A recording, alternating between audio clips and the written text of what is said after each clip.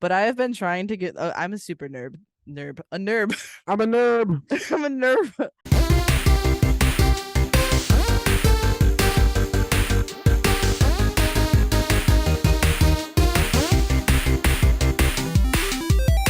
Rated E for everything. Hello, ladies and gentlemen. Welcome back to Rated E for everything. It is Chanel's line now. The podcast where we talk a little about a lot, and I fully expected you to keep going. I was ready for it. I am a pleasure robot here to give you oral in your ears. Audible pleasure for your pleasure. And that would be the perfect time to insert a sponsor by Audible, but we don't have that, so it's a shame. Damn, can you imagine? We'd be Can you imagine? No, I cannot imagine.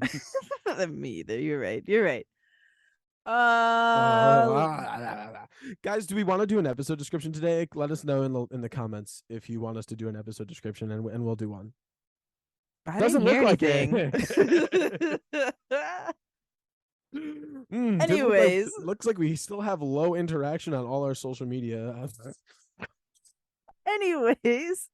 oh, now that we've called ourselves out twice already, we should just go to the gammy game. I think no intro, minimal sidetracking. Here we go. Got it. I'm ready to. I'm locked in. I'm locked in. Yeah, I'm good. All right, ready? Yeah. In 3, 2, 1. Magma. Paper. Oh my god. Oh. Don't say oh. I don't know. There's so many. There's so many options. Okay, I'm just going. My first thought. That's what you're supposed to do, right? Yeah, okay. You're right. It is your first thought. Yeah, okay, yeah, ready? okay. Yeah. All right. In 3, 2, 1. Fire. Nature. Oh, that's what did fair. you say? Nature. Nature. Okay. Nature and fire. Okay. Okay, no, I got one. Oh no. Okay. Oh no. Okay. One's a really bad answer. That was my first thought. Chanel, go with your gut. I'm just saying what the first thing that came to mind was. It's so bad. I'm so sorry. Okay, I'll go with it, but it's so bad. Okay, ready? Yeah. In 3, 2, 1. Forest. California. Oh. I mean, that's what I was thinking. Oh. Oh no. Okay. California and forest. That's okay. There's one answer. Let's do it. There's one answer. Let's do it. Yeah. Last one for all the God. marbles. Oh my god. 3, 2, 1. Redwoods. yes. There's. Oh my god. There's a reason that we're best friends. Yes. Oh my god. Fuck. Wow, that was good. That one was hard, and I'm happy. Been locked the fuck in lately. Locked the fuck in. Wow. That made me very happy. I thought we lost it, and then we're right back there. I mean, I had faith the whole time. Shakes head so much. No. I had faith the entire time. Never doubted us for a second. Absolutely not. So ladies and gentlemen, today, Chanel and I are going to be going through some books. Ooh, fun. Don't we love literature? Hooray, hurrah. They're not real books. I mean, they're books. I mean, they are real books. They are real books, but they're not they're in my hand right now. They exist. They're not like, chapter like novels. You know what I'm saying? We're going to be looking at the top most regrettable superheroes and supervillains, and in constant rated E fashion, I bet you can't guess which of us has which category. If you had to guess which one of us was evil and which one of us was good, take a guess. Let us know in the comments again. If you're not watching, I'm holding up these two books, and they literally are called The League of Regrettable Superheroes by John Morris, and also by John Morris, The Legion of Regrettable Supervillains, featuring the 50 strangest supervillains in the history of comics. I've got these from Loot Crate like years and years ago, and I never opened them, and now we're using them. I mean, hey, you know what? Thanks, Loot Crate. Why not? Yeah, really. Clearly I have the superheroes and Carl has the supervillains, if you didn't guess that. Obviously. Duh.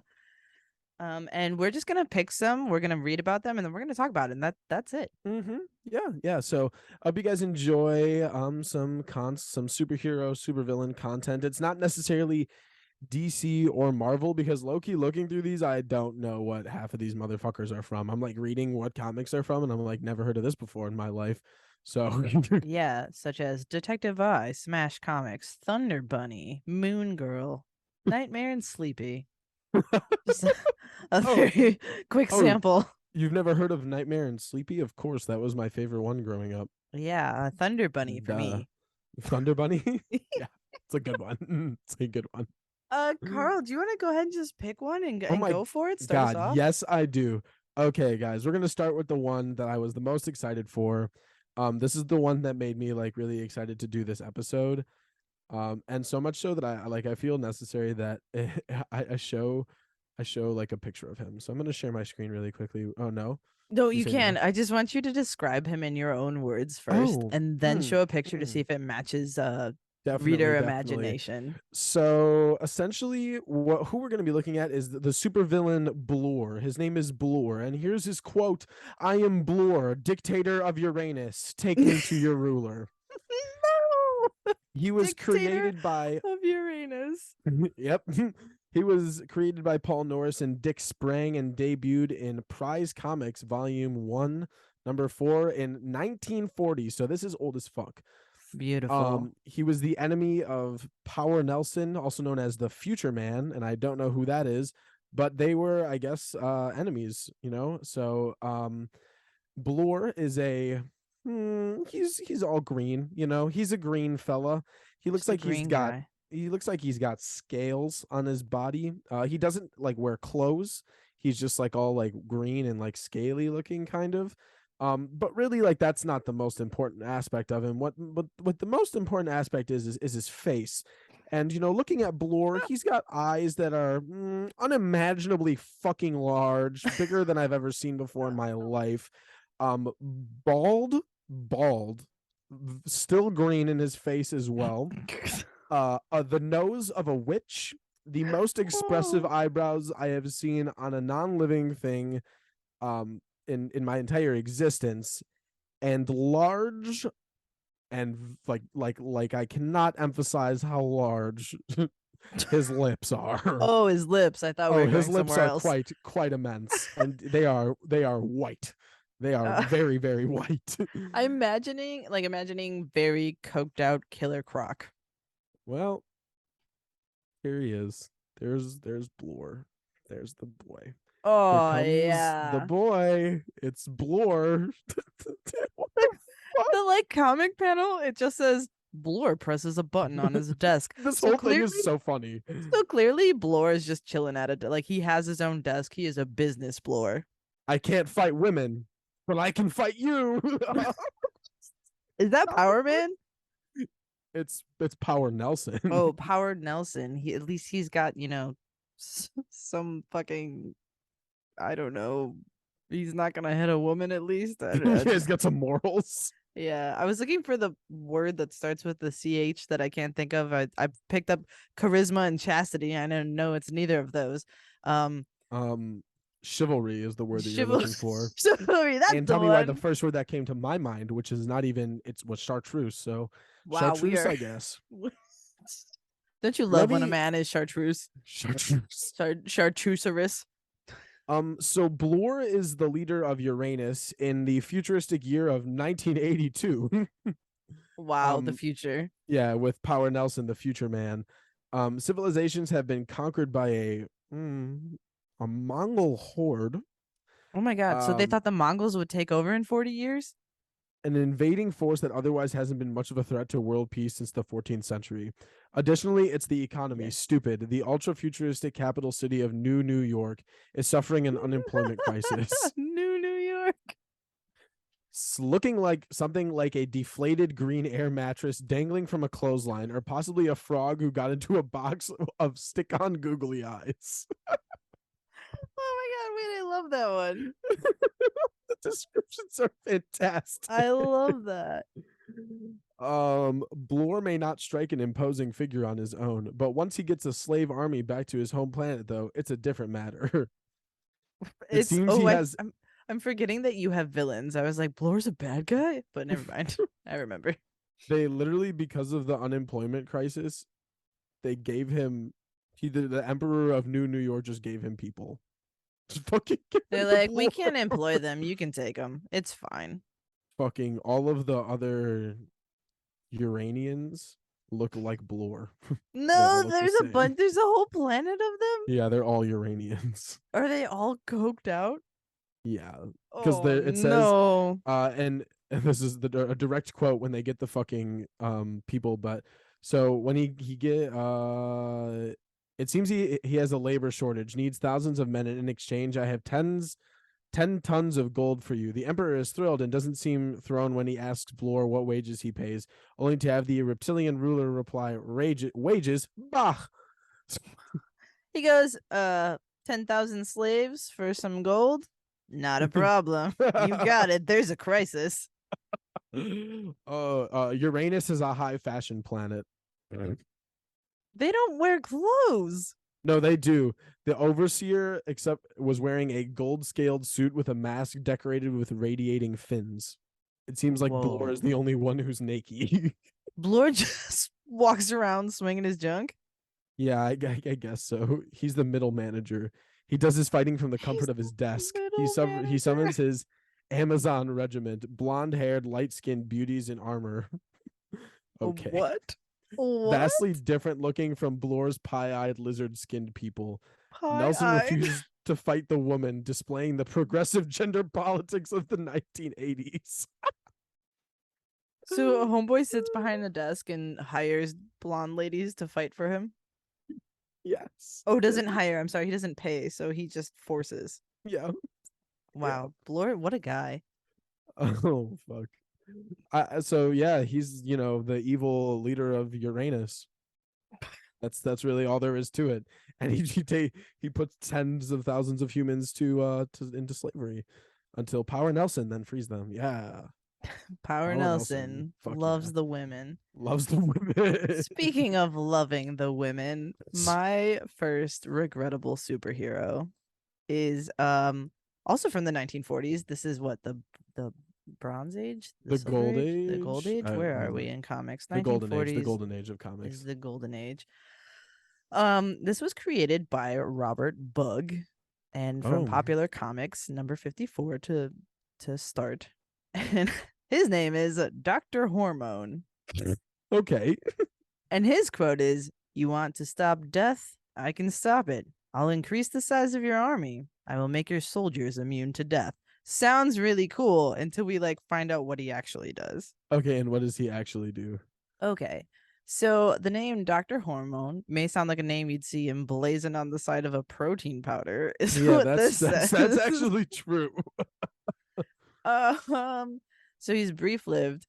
He is an aged scientist who had spent the whole of his life studying beneficial powers of hormones. Dr. Hormone, evidently his real name, his last name is Hormone. Wow, he really knew what he wanted to do since birth then, huh? Yeah, he was ready to go. It was his destiny. He was like, my fate is sealed. It's in my name. I have to do this. Yeah, I can't do anything else. He is rejuvenated upon his deathbed by a youth hormone of his own invention, plus a spin under his angstrom ray machine. Now a fit and energetic young man of 25 years old, the doctor and his granddaughter, Janie Hormone, bring the mighty power of hormones to benefit the world. Old women are made young again. Babies are grown into men immediately. Boy Scout troops are transformed into full-grown soldiers. An entire nation is transformed into half-animal human hybrids to repel an invading army. What? I have so many questions.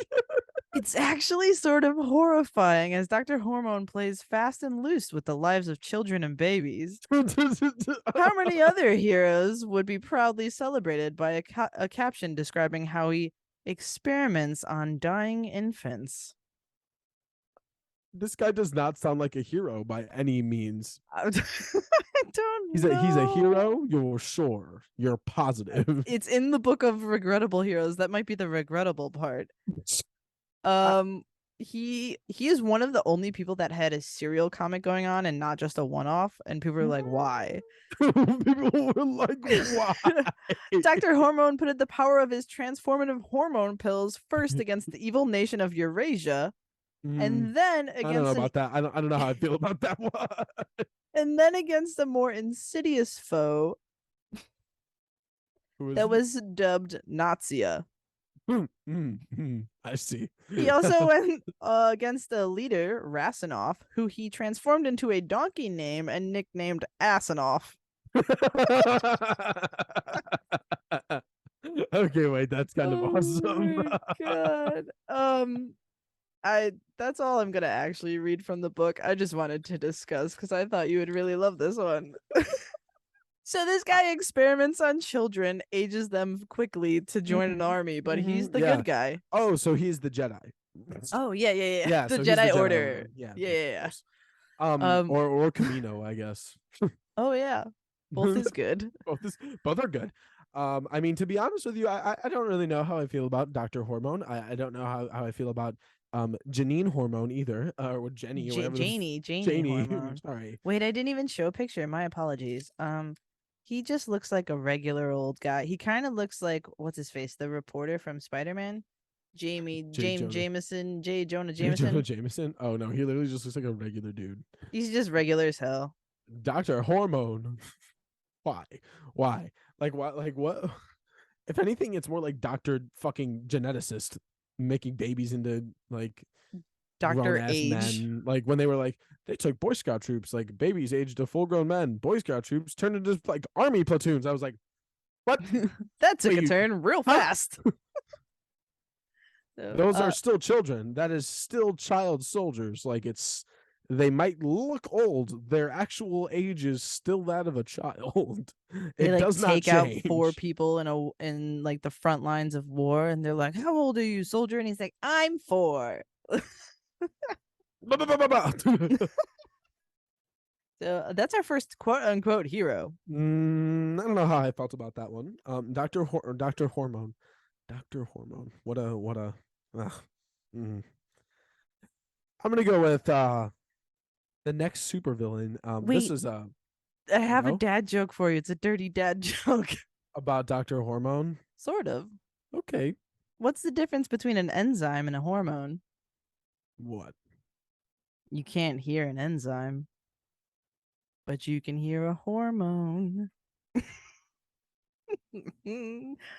Yes, tell that one at your parties, friends. You're welcome for that. That wasn't good. It was excellent. Yes. That's all I've ever wanted from Carl. It was perfect. Everything down to the last minute detail.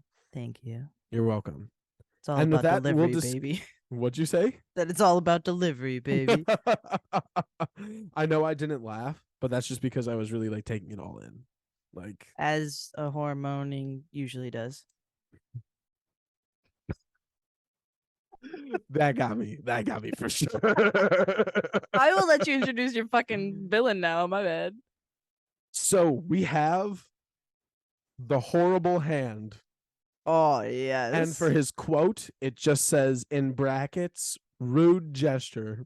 Why are the villain quotes so good? Sometimes evil is so inherent within a villain that not even a full body is required for evil doing. Yes. Okay, Chanel, tell me the little details about the horrible hand before I start rude gesturing at you. in brackets. In brackets. Yeah. He is the direct enemy of Ebus the Invincible. Oh, of course. He is created by Bob Hubbard and one uncredited writer, unknown. Okay, interesting. He debuted in Whiz Comics number 34 in 1942. God damn. And it says how it's defeated, and it says handily. And this, if you're watching, is the horrible hand. It looks like flaming Satan's hand. Yeah. So to tell you all about the horrible hand, the villainous wizard Trug was a frequent foe of Ebus the Invincible, an ancient Egyptian wizard who awoke in the modern day after 4,000 years of uninterrupted sleep in his tomb. Low-key, that sounds like a dope comic. Oh, I was gonna say Loki. That sounds like a dope time, like sleeping for 4,000 years. But I thought we were about to be on the same page. We were not. Oh, I'm dead. Enter the ancient magician at one point destroys Trug's sorcerer's skills. Seeking an alternative means of mayhem, Trug visits the stately house of Crowley Thorn, a black market broker for sinister sorcerers. Okay. Wow, There, that is a Trug very specific job. Yeah. Yep. There, Trug finds himself in the possession of a disembodied, floating, and malevolent red hand trapped within a modest metal bird cage. Crowley What? describes the massive hand as the hand of the devil, capable of receiving and obeying commands. Look at that. I was right. What can a demon hand do for a malevolent menace like Trug? Steal treasures and strangle his enemies? Scratch his back? Well, he gives the first a try, sending the hand to rob the state bank, and then in a compelling follow-up, frame Ibis for murder of a police sergeant. Oh my goodness. Wait, the hand framed him? Yeah. I have so many questions. While Ibis is busy extricating himself from jail. The hand fucking Trug commands the hand to kill Ibis's partner Taya. To throttle her is what it says specifically. To throttle her. But Ibis uses his Ibis stick. No, it doesn't say that. You're lying. Yes, that's what it's called. No. It's No. his Ibis stick. You Fucking could literally look stop. at it. You have it open. Like The unless rude you close gesture, the Ibis stick. I can't. the Ibis stick. Hell yeah. Later the Ibis disposes of the hand after he like sends the flames to scorch the devil thing. Sends it away. I'll bury this hand of horror and hide all traces, he explains as he digs the dirt, adding, "Let Mother Earth keep the secret forever." They keep the secret so well that one of the writers is uncredited. No, literally. Imagine what you could do with a floating hand. I just think it's so funny that they like the main character gets rid of his arch enemy's fucking sorcery powers, and his one like best solution is to use a demonic hand to do his dirty work for him. He was like, let's hire this guy. It's like a floating hand behind him. Let's hire this guy. You're hired. It's like Aladdin, except awful. Fucking, I could just imagine it look like one of the thumb people from fucking Spy Kid. No. Okay, Chanel, give me a hero. Give me something good. What are these heroes up to? This one I picked solely because it makes no fucking sense. His name is Dr. Vampire. Oh, nice. Pretty self-explanatory, right? His quote is, "One murder will not conceal another." Okay. I'm going to skip the whole first paragraph because it doesn't matter. Because then it says, whatever his medical specialty is, the doctor's pseudonym is a confusing choice. He calls himself Dr. Vampire, but he fights vampires. He is indeed not one. He is indeed not one. And is his last name Vampire again, like the other fucker? Like, nope. And it says, this muddies the waters, to say the least. Imagine a Nazi fighting superhero naming himself Dr. Nazi. Or a Captain Crime who battles crime. Or a red burglar who is in fact not a burglar. A red burglar who is in fact not a burglar.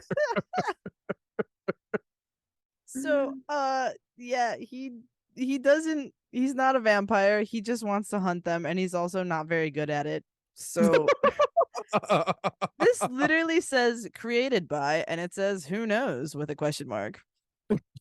Seriously. Debuted in Skyrocket comic #1, and it says not to be confused with a librarian, Frankenstein, a choreographer, a mummy, a wolfman, attorney at law. So this guy literally has no he doesn't matter at all. He's a vampire hunter who sucks at hunting vampires, and he was a one-off, and here he is. I don't know if you can see him. I cannot. Can you like move it up? Like, oh. Yeah, he's good. He's wearing a fedora. Most importantly, what is in his hand is my question. He's wearing a full suit. It says, shocked by civilization's failure to stamp out the curse that causes the lust to kill young, Dr. John Rogers deserted his profitable practice to rid humanity of its mad murderers. As Dr. Vampire, he casts a grim shadow across the trail of fiends who thirst for warm red blood. So I'm guessing it's like a wooden stake or something that goes through the heart. Okay, it looked just like a stick, so It could just be a stick. We really don't know. This guy seems he's got a cape. It looks like his scarf is a cape. And he's got a full suit. It's a massive cape. It's a massive cape. His cape is purple. His suit's blue. We don't really know what's happening. I'm looking at him on the back of your book. Oh yeah. He's right there. Yeah. Oh my gosh, what a fucking legend. Dr. Vampire, the best vampire hunter in the pit. Oh my gosh. Yeah, I just liked him because he makes no sense and he's useless. Yep. Good intentions. He's useless. Yeah. Awful. Yeah, you know, he's trying. He's just awful at it, you know? He's got the right idea. He's trying to rid the world of bad monsters. It reminds me of what's his name from fucking Ghost of Tsushima. The sake seller. Oh yeah. Right idea. Really terrible execution. Just horrible execution. Abysmal. In fact. Something with a K. I don't know. I keep wanting to call him Kensei, but I know he wasn't that cool, so. It'll come to me. Okay, we'll return. Up next, we have one of the most heinous villains in history. Again, still from the golden age I'm pulling from here. It's Kenji. Created by Sam Cooper, debuted in Dynamic Comics in 1945. Not to be confused with the Burger King. And he's the enemy of Yankee Boy. We have the evil Reefer King. Oh yes. Scoop up those reefers and makins. You gotta help me harvest the crop before we scram. Oh my god. It's just Weed Man. It's the Weed Man. It's the Weed Man. One Mary Jane Lace Menace is the so-called Reefer King, a shady dealer of funny cigarettes. At no point in this story are the illicit cigarettes ever referred to as marijuana or cannabis.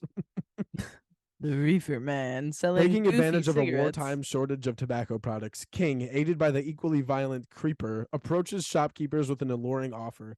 At a dime per cig, you'll be making yourself 100% profit, Mac. And when your customers get in the habit, you'll be in for a clover. It's too good an offer to pass up, which is how Mac ends up selling something new to innocent teen tobacco aficionado Mickey. There's certainly something jarring, even amusingly ironic, about a story that condemns the use of marijuana while blithely approving of the unhealthy habit of underage smoking. Puffing away in a filthy back alley, the Reefer King's insidious cigarettes affect a strange change on the youngster. He notes that the smoke makes him think different, producing a toy pistol from nowhere. Mickey tells us, "This 4-cap pistol looks like a real gun in the dark. I'm getting ideas." What the? What kind of like parental commercial was this? I don't know. Mickey's joint-inspired attempt to hold up a gas station gets him slapped around by an attendant and hauled off to prison. Smoke weed and go to jail, kids. Soon, local law enforcement informs All-American teen Vic Martin, a.k.a. the Yankee Boy, about the bad cigarettes being sold around town. When Yankee Boy confronts Reefer King, the kahuna of cannabis is quick to turn to violence, pulling a gun on Yankee Boy and firing wildly into the streets. For good measure, he shoots Mac, the cigar shop owner, directly in the face. Oh my god. What did he do? Nothing. Sold the funny cigarettes to kids. Yankee Boy pursues King back to his hideout where he engages in a knockdown, drag-out battle with King and Creeper. The duo attack Yankee Boy with clubs and scythes. Oh my god. Yikes. But in the end, they're defeated by the kid hero. Forced to walk back to police headquarters, the King and his partner reflect on the ultimate lesson of their wickedness. "Why was we so dumb, King?" asks Creeper. No, it doesn't say that. Direct quote from the book, "Why was W-U-Z we so dumb, King?" asks Creeper. No, that's so bad. That's so Why was we so dumb? bad. Oh my god, that's awful. Also, I mean, it's literally America versus weed. Yankee Boy versus the evil Weed Man. That's the Weed Man. Wow. If that isn't a whole lesson in itself. I just really like the scoop up those reefers and mockins. You gotta help me harvest the crop before we scram. I really like the funny cigarettes. That's my favorite. Oh, yeah. I like the way it make the kid think different and then try to I'm rob getting ideas. I'm getting ideas. He tries to rob a fucking convenience store at gunpoint with his cat pistol. He said his joint inspired ideas. Imagine Okay, being so fucking blazed up on reefer that you think your fake toy pistol is I not got real this. and I try to got rob a this. store with it. They're And why definitely is gonna that fall for this. the first go-to? Like, you're like, oh my god, I have a real gun in my hands all of a sudden. Well, I suppose it's fucking time to go rob somebody. That's what happens, Carl, in real life. Don't you know? You smoke weed, you do crime. to cry. He did the crime. He did a crime. Did a crime. Ladies and gents, and everyone else as well. Before Thor, you got in the 1940s in Weird Comic number 6, Oh, of course. created by Wright Lincoln, you got Dynamite Thor. Dynamite Thor. His quote is, "Got a match, buddy?" His So true. his personality type says, "Would it surprise you if we said explosive?" Dynamite Thor looks like that stretchy guy, like the old toy that just stretches and doesn't destroy. Yeah. Except his whole thing is somehow he figured out how to make himself indestructible to explosions. Just explosions. Just explosions. And no one knows how he did that. It's not clear. Okay. For sure. But he just like goes towards enemies. He flies towards enemies. He flies by blowing off a dynamite, getting propelled off, blowing off another one to change direction. And then he just goes near people and blows them the fuck up. He just straps him. He's literally a kamikaze bomber that doesn't die. He just straps himself with explosives. He's like TSA's worst nightmare. He just straps himself with explosives and goes towards bad guys and just blows the fuck up. I just look at him. He is wearing blue booty shorts, blue knee-high boots, Excellent. a yellow belt, and then like a red long sleeve spandex shirt. Oh, there he is. Yes. oh, that's Dynamite Thor. That's Dynamite Thor for sure. That's him. That's him. All right. I love it so much that he can't actually fly. He just keeps blowing off dynamite to keep propelling him. He's Bakugo. Yeah, basically. Which I don't think is a hero either. To be Let's be real here. Who are his enemies? Oh, wait, I didn't even read. Like, I kind of skimmed through this one and didn't actually read it. I just read the very last sentence. It said, "Less durable was Dynamite Thor's wardrobe. Maybe it's all the explosions, but he rarely wore the same outfit twice." Oh, really? Makes sense, I guess. Did he have a long, like, standing comic book run? Was it just like one volume? Like, maybe I should actually read it. Oh, he went by Dynamite or Thor. Some of the issues just called him Thor, so you could say he's the original Thor. no, you cannot say that. You don't think so? I think so. You can't say that. It doesn't say anything about his comic book run, to be honest. Although the top of this does say Blue Beetle, the top of the comic panel. The Blue Beetle, that's weird. Yeah, I don't know. Not sure. Well, Dynamite Thor sounds like a hoot and a half. Sounds like a real good time. He should hook up with the Reefer Man. Get high and blow shit up and do crime. Oh yeah, now that sounds like a fucking tight afternoon for sure. Okay, perfect. So, the enemy of Spirit 96, Agent 99, Natus, and more, created by Otto Binder and Pierce Rice, debuting in Pocket Comics #1, Harvey Comics, August 1941. This is Satan. I think he debuted much before that, if I'm honest. Nope, different. I know a couple books that he's mentioned in way before then. Foiled again. Oh, why can't I die? Which is such a mood. Um, Don't say that.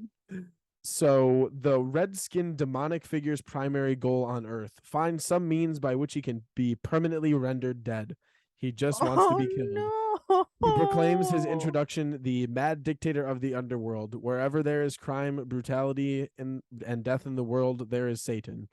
That's so sad. Wait, I'm so sad for this Satan. the Notwithstanding his satanic visage, Satan only shares his appearance and name with his biblical forebear. In fact, 500 years earlier, he had been an unnamed Spanish explorer seeking the fountain of youth. Evidently, having found the fountain of turning into a horrible devil man instead, he's transformed on the spot. Oh, I hate when you make that mistake. Classic. When that happens. Classic mistake. Classic. For getting those two things mixed up. I mean, how could you not? Of course. Adding to his shock and despair is the discovery that he apparently cannot die. Satan takes the worst that a handful of superheroes, including Air Cadet Jim Brady, Agent 99, and the patriotic spirit of 76, has to offer. He gets poisoned by his own tarantula and willingly jumps from a plane. Ultimately, he walks away unscathed. He gets poisoned by his own tarantula is a sentence we actually just said. Yes. That was a real sentence. It was real. It was very real. The closest Satan comes to permanent death involves a lemon yellow doppelganger named Natas. Backwards, got it. What'd you say? It's backwards, got it. Takes umbrage at Satan's claim of being the Lord of Evil. To prove which one of them is actually the most evil creature on earth, the pair sign an agreement.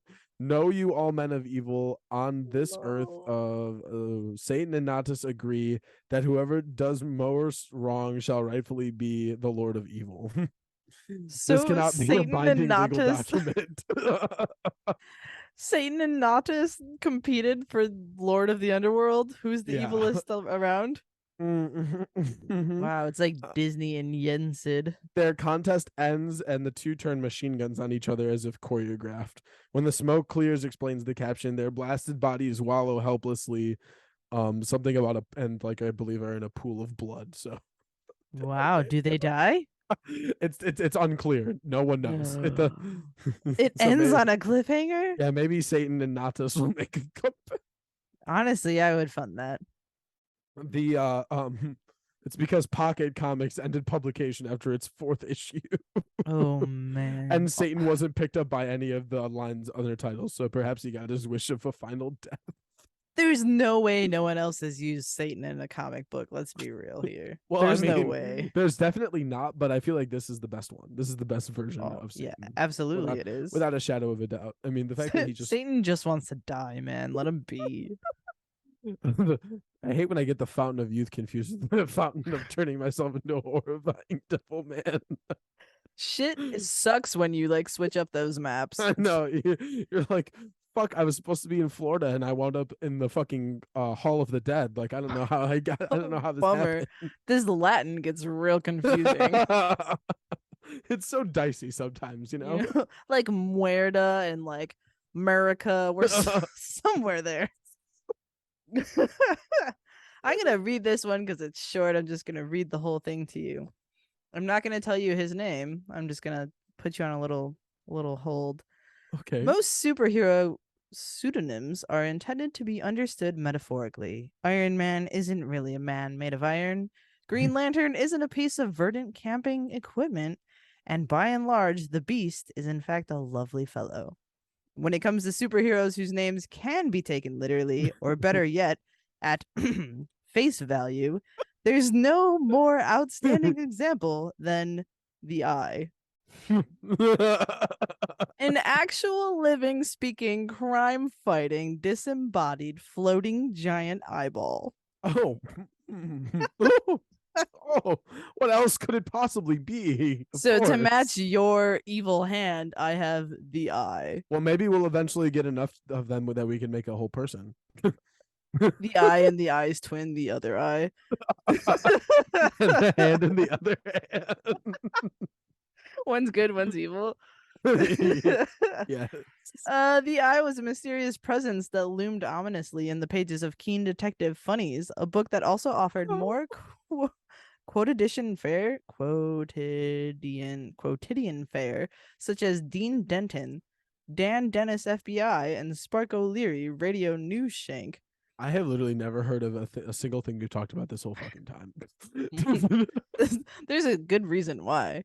Appearing amid curtains of flame or billows of smoke, the Eye was in a class by himself, or itself, we don't know. A tireless witness and avenger of injustice, the seemingly supernatural entity possessed an array of powers bordering on the omnipotent. He also seemed to have a few limitations. Despite being able to fly, melt steel, appear and vanish suddenly, manipulate invisible forces, and be a giant flaming eye all the time, the Eye relied on human assistants to act as his agents against crime. I don't think he needed the help, man. I think he. This is the Eye. What the fuck? He's literally just a terribly animated eyeball. He's on the cover too. He's just a flaming eyeball. It's a blue eye. His flames are yellow. Why does he have like the lid and stuff? I figured it would be an actual just like a big eye, like the eye. Like why does it have lashes? Eyelashes and an eyelid. It's horrifying. It's ugly. It's so expressive. Like why? I don't understand. My favorite part is that he can appear, like he can disappear and appear wherever. So just imagine that thing just popping up in front of you. I would also stop doing the crime. I would also stop doing. If a giant floating expressive eyeball that had the capacity to melt steel appeared before me, I would be like, yeah, no, it's good. We got it. Look at this bitch. You can take me right to jail. In every picture, I don't know what he's actually thinking, but he's definitely mean mugging me already. No, he looks so angry in all of the photos, all of them. The Eye is so upset. Oh my God. What a terrible superhero. Like actually terrible. Regrettable, to say the least. Regrettable, to say the least. I like how it said that he needed help from other people for everything else that he couldn't already do. Yeah, melt steel, apparate. It's fine. Have mastery over invisible forces, just casual stuff like. But like, I don't know, for like wiping tears, he needed a friend. I'm not sure. Oh my God. Chanel, you might have to read some of this one for me, because I'm moving into the Silver Age, and I don't want to do this one any disjustice here. So we're gonna be looking for the one that you wanted me to read. Oh yes! Oh my God, I can't wait for that one. I have to find him. I will find. I was so very excited for him. Find the Silver Age, and it'll probably be one of the first ones. Okay. I found him. Yay, I'm so excited. Please be able to show a picture too. Guys, this is the reason that Chanel wanted to do this episode. This is the reason. Mind you, I've had these books for years, never looked at them, decided we were doing this episode, and it was 5 a.m. this morning, and I'm flipping through this, and I'm like, why? It's dark out still. And then I saw this one, and I was like, everything was worth it. Go ahead and introduce him. I'll give the details. Part of the appeal of superhero, I don't know. A lucky character is loaded with virtually every superpower in the book, such as the case with the villain that we have here, Animal Vegetable Mineral Man. I'm so excited. With a mouthful of a name and a list of abilities as lengthy as the Oxford English Dictionary. Okay, Animal Vegetable Mineral Man is the enemy of something I've actually heard of, the Doom Patrol. Oh, yeah, me too. He's created by Arnold Drake and Bruno Premiani. He debuted in Doom Patrol Volume 1. Oh no, Volume 1, number 89, DC Comics in 1964. It says the only thing missing is the kitchen sink. So before he became Animal Vegetable Mineral Man, he was a mild-mannered but brilliant scientist named Sven Larsson.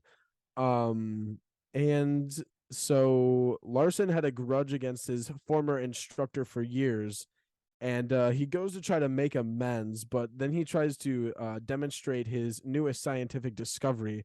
According to our latest theory of the origin of life, he explains, it begins when amino acids, complex chemical compounds floating in our barren seas, were bombarded by lightning. And then he like does a whole thing, and he gets to the juicy part, which says that he has succeeded in duplicating that process of creating life artificially. And so the result of his chemical bath do the talking for him, emerging as a giant malevolent paramecium. The transformed Larson creates a path of wanton destruction, as if to prove he had varied talents. He rapidly cycles through a series of bizarre transformations, from paramecium to sulfur giant to creeping ivy to titanic bird. His most famous look is the bizarre amalgam shown on the cover: part man, part dinosaur, part crystal, part tree, modestly adorned in a blue leotard. Can you show that photograph, please? Absolutely, I can. So he's like if Barney and Godzilla had a love comic mixed with Poison Ivy, mixed with The Thing, all in a blue leotard. Oh my god, I can't. That's fucking horrendous. He is now my favorite supervillain. Watch out, Joker. You're booted. Now it's Animal Mineral Man. Vegetable Animal Mineral Man. Animal Vegetable Mineral Man. My favorite part of that is that he was proving that he could create life and then leaned over to look if it worked and just like straight up fell in. He was like, oh fuck. Yeah. He's like, I did it. Splunk.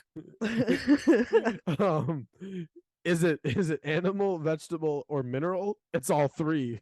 That's some good science. That's some good science. I'm gonna do that for any time someone says something really fucking dumb. That's some I'm gonna good be like, science. that's some good science. Yeah, so enemy of the Doom Patrol, Animal, Vegetable, Mineral Man. He has such tremendous power that the only enemy he was undone by his own worst enemy himself. I love him. He's my favorite.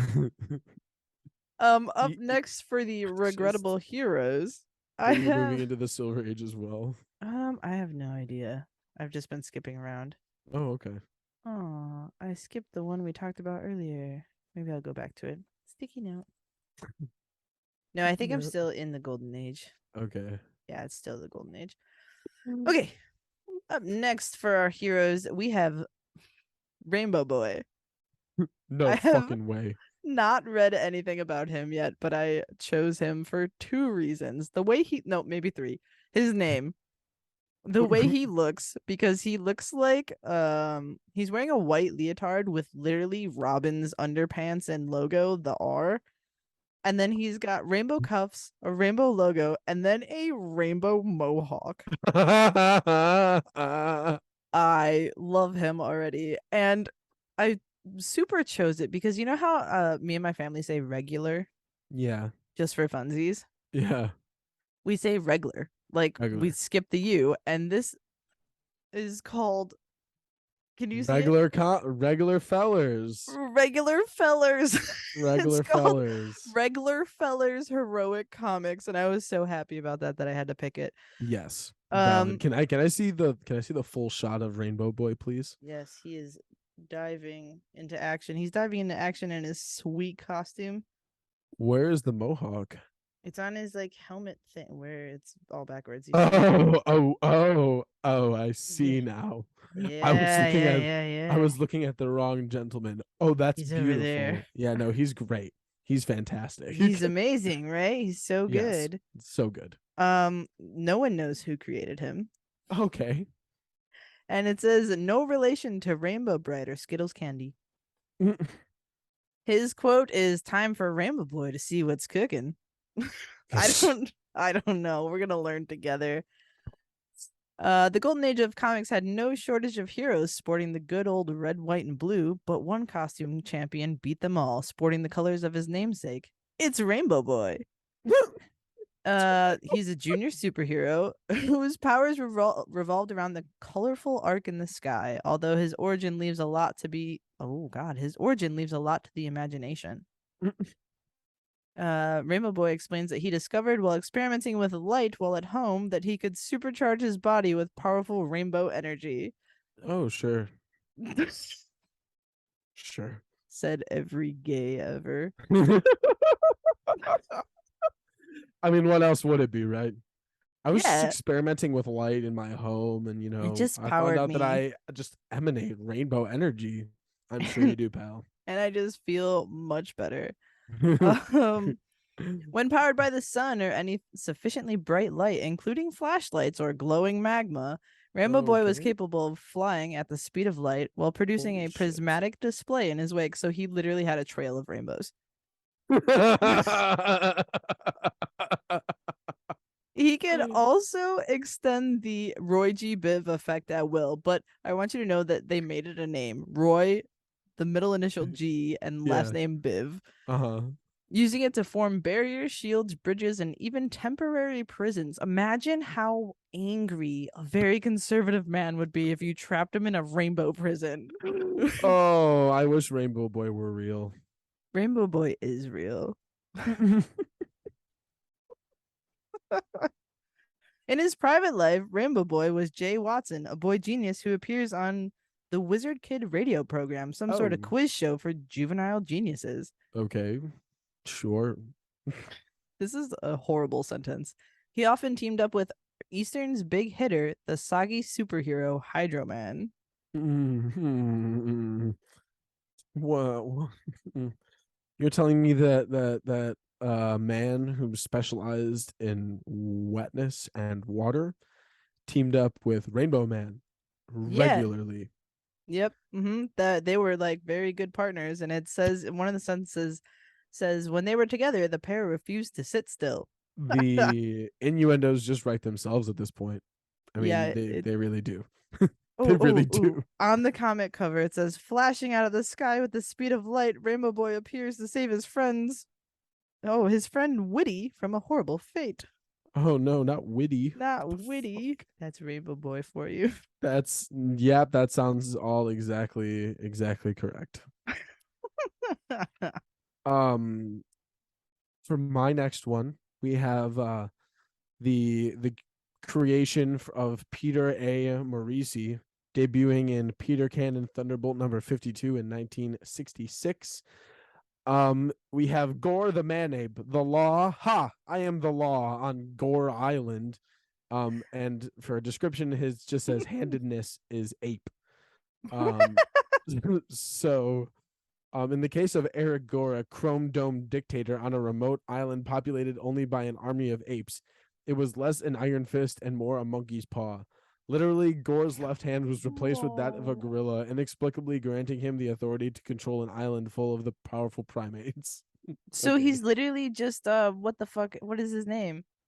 The DC one that they kept. It's literally him. Yes, what's his name? What is his name? The Flash villain. Yeah. Oh my god, this is gonna kill me. Oh, Gorilla Grodd. Gorilla Grodd. That's it. Got it. Thank you. Whew. The situation is a mixed bag, but Gore has no one to blame but himself. A medical specialist experimented on advanced skin grafting techniques. Oh no. Gore was caught in a powerful explosion. He loses his hand and sight in one eye, and then I heard the dying groan of an experimental ape injured in the blast. I operated then and there and transferred the creature's paw and was successful. Oh my god. He said there were unforeseen complications. One of the subsequent weeks of healing, Gore experiences strange sensations and a burning desire for power. I knew then, he tells us, that the humanity I had sacrificed to serve would one day serve me. Oh no. Why is it always that apes take over in comics and movies? I don't know, man. Gore plans to take over the world using flesh-eating chemical weapons with the help of local gorillas. Classic. Just a regular old day. It's okay because reluctant superhero or Peter Cannon, aka the Thunderbolt, is accidentally shipwrecked on the island, and Thunderbolt has punched a whole bunch of them in their individual monkey faces by the end of it, and he is he defeats his ape adversaries basically. Wow. And he ends up perishing in a giant explosion unless they were able to save. It says unless he was able to survive with more ape parts to his explosion, adding more ape parts to his explosion battered body. Oh my, adding more ape part. He's just collecting monkey. He's like the Frankenstein monkey. He is the Frank. It's not like he is. He is the Frankenstein monkey. I wouldn't like get immediately blown up in an explosion and be like, oh my god, fuck, my hands fucked up. You know what? I'm just gonna take the monkeys. Literally, he's like, "Oh my god, I'm gonna die. I should just do the Dragon Ball dance with this ape." Imagine operating without one of your hands. Oh god, you scared me. And clearly he was successful because he got the ape hand. He did great. Clearly, his dominant hand was left for fine. him. Yeah, he literally must have been just perfectly fine. No problem. Oh my god. Again, I'm getting into the ones I haven't read, but I'm just choosing purely on name. Okay. And this one would be canceled immediately. This is Fatman, the human flying saucer. Okay. His quote is, "Sorry, boys, but the scales are weighted in my favor." He's created by C.C. Beck and Otto Binder, debuted in Fatman, the Human Flying Saucer, #1 by Lightning Comics. In 1967, we have reached the Silver Age. Nice. Possible unused IDs: Captain Corpulent, the living UFO; Tubby Titan, the anthropomorphic alien vessel. What? What are you reading? C.C. Beck and the Otto Binder were two of the key personnel responsible for making the original Captain Marvel, the lightning-empowered Shazam, sprouting world's mightiest mortal, one of the most popular superheroes not only in comics but around the world. Unfortunately for this dynamic duo, in 1951, the long-running lawsuit between Captain Marvel's publisher Fawcett and rival comic publisher National Comics, so DC, was ultimately decided in favor of the Man of Steel. They then found themselves jobless, and Fatman was born. Oh my god. So these are the people who wrote Captain Marvel. Yeah. Just writing for not DC then. Yeah. And their next project was Fatman. Great. The flying saucer, the my human God. flying saucer. The result of their collaboration was the absurd Fatman, a plump but athletic character named Van Crawford, who was happy to spend his idle time indulging his many and varied hobbies and collections. When a spaceship, also a shape-changing alien, crashes within sight of his daily constitutional, Crawford rushes to its aid. He is rewarded for his efforts with the power to transform himself into a UFO. Excellent. He's wearing an all green unitard. He's obviously quite chunky. He's got some yellow accents. He's got a little UFO on his chest, and he's basically got Doctor Strange's cape in white. Yeah. Okay. Oh, he's great looking. He quite literally squishes himself into UFO shape and shoots himself at people. So if you needed a chubby hero to save you in UFO form, it'd be the most confusing rescue mission you've ever seen, but he could do it. But he could do it. That's Fatman. Oh my god. I saw one with a dumb name that I'm gonna read to you, but he's actually really boring. It's the human flying fish. He's an Aquaman villain. I was expecting a lot more from his description, but it's really subpar. So instead, we're going to do the second choice, which is Ogar, and his quote is Ogar, grr, Ogar. So, off to a great start. Dang it. Ogar, damn it. The Enemy of the Mighty Samson, created by Otto Binder and Frank Thorne, debuting in The Mighty Samson #5 in 1966. The apt but unwieldy alternate name for this character is the inarticulate purple Catman monster. What? Say again, one more time. The inarticulate purple Catman monster. That really rolls off the tongue better. They should have stuck with that. It's not uncommon to be of two minds about deep ethical quandaries. It's definitely rare, however, to have those conflicted feelings represented by a physical change from a normal human to a purple cat monster. Wait, I can't. They should have kept this one, I'm sure of it. So the world in which Ogar is born is a post-apocalyptic landscape overrun with bizarre menaces. The human race is isolated in the horror-ridden jungles of Nyark. Once the greatest city on Earth, debatable, and now a brutal landscape of hellish danger. So in other words, nothing much has changed. Oh Samson's defense. So the hero defends what remains of humanity, an incredible brute even for a world where the fantastic is commonplace. This is Ogar, a towering leonine figure sporting scaled legs and tail, matching Samson in feats of Ew, he's strength. scaly. Ogar battles him with uprooted trees and traffic lights, and the two go toe to toe, throwing loose, heavy post-apocalyptic junk at each other. Wow, what a phrasing. He can send thoughts to monsters, finding spoken language highly difficult for his bestial vocal cords. He unleashes an array of mutant monstrosities. An armadillo-like rolling monster joins the dryland clam and a Wait. three-pronged attack consisting of a magnetic eye monster, a liquid beast, and a flying swordfish. Another we found the other eye. You're joking. We found another eye. A magnetic eye monster. Oh my god. Wait, that's a Pokemon now. Magnemite. Yeah. Ogar plummeted to his death. Confused and saddened, No, I the love two Ogar. mourned they mourned their fallen friend.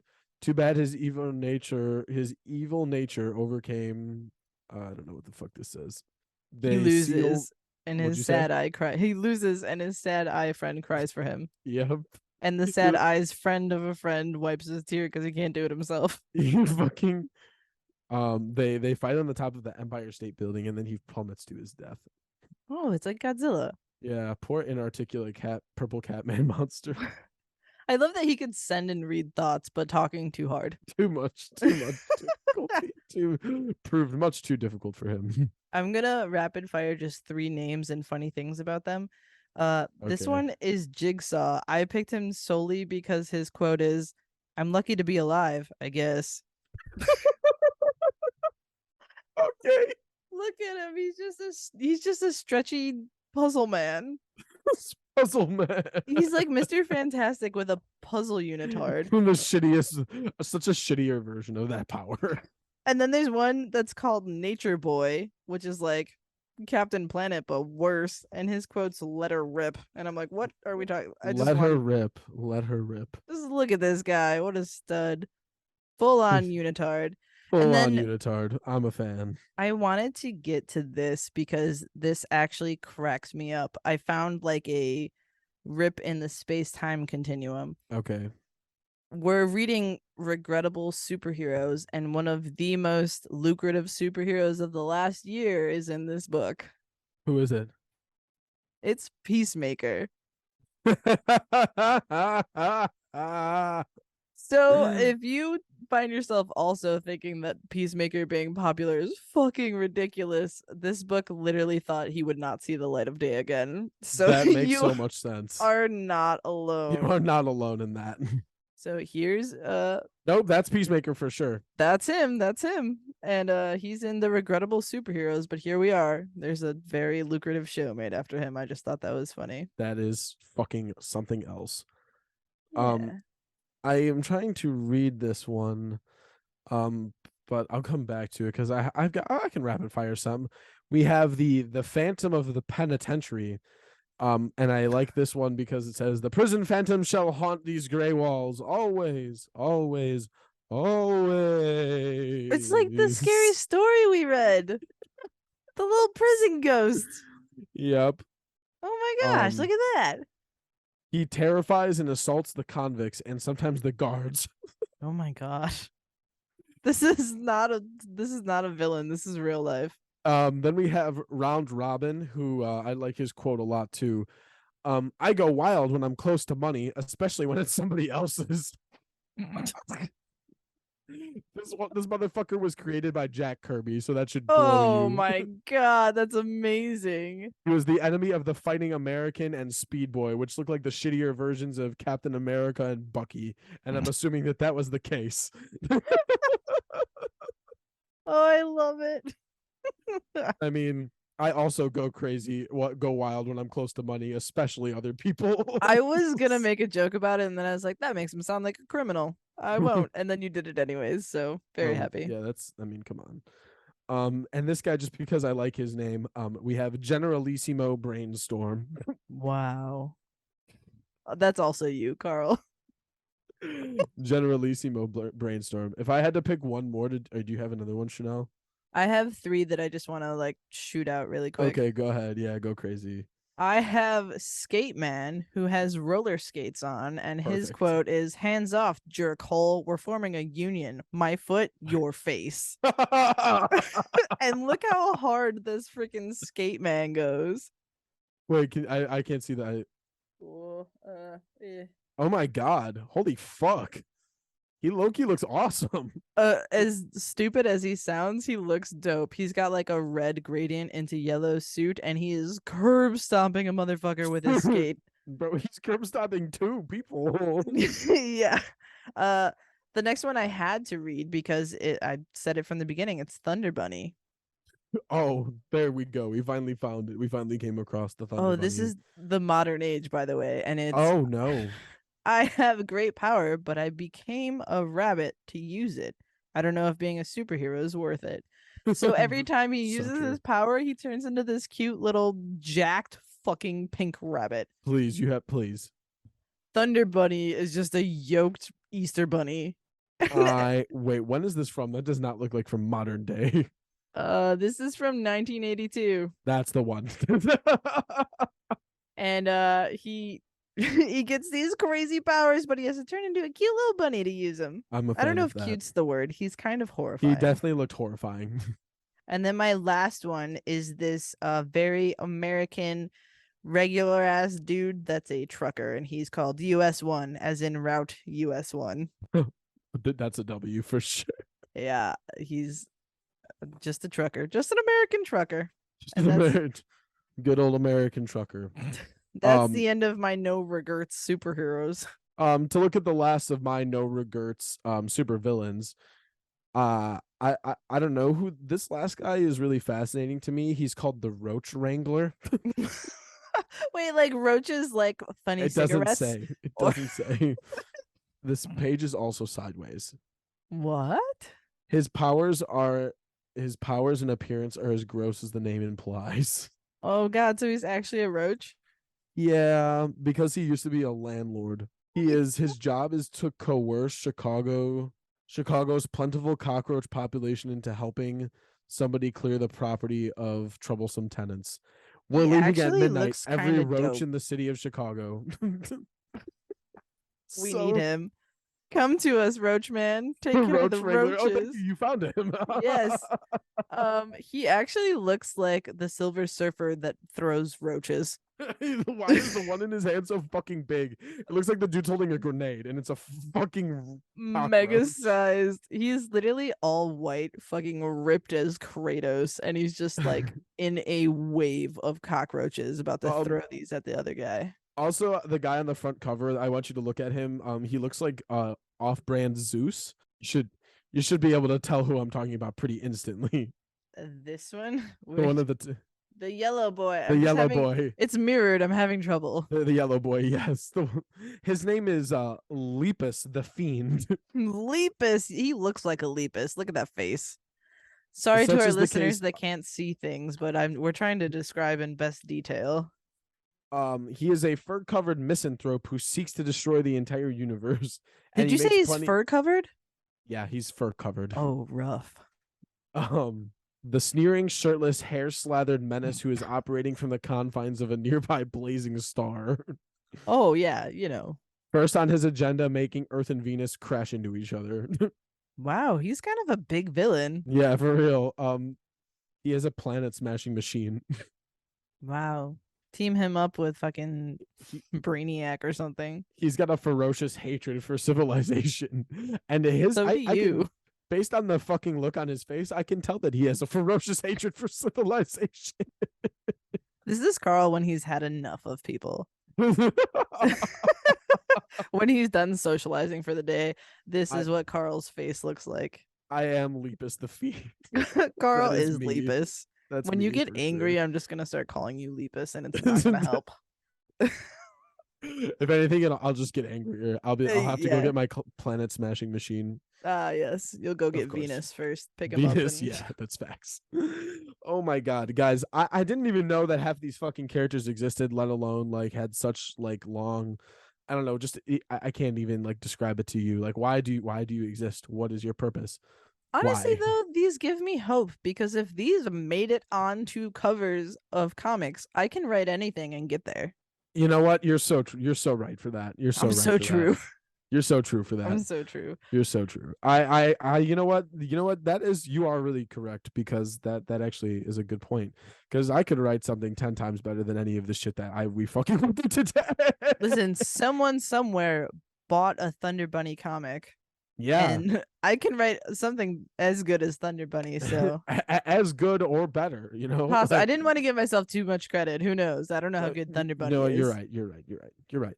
But I hope you guys enjoyed this wacky, wild, and zany adventure into the world of random ass, regrettable superheroes and supervillains. Make sure to check us out on Facebook, Instagram, Twitter, Snapchat at Rated E Pod. Carl's gonna be home in a couple days. That means we're gonna be back to in-person recording at least 2 episodes at the minimum while I am back for fall break. So get fucking psyched for that. Hopefully gonna do some guest episodes, so it's gonna be litty titty.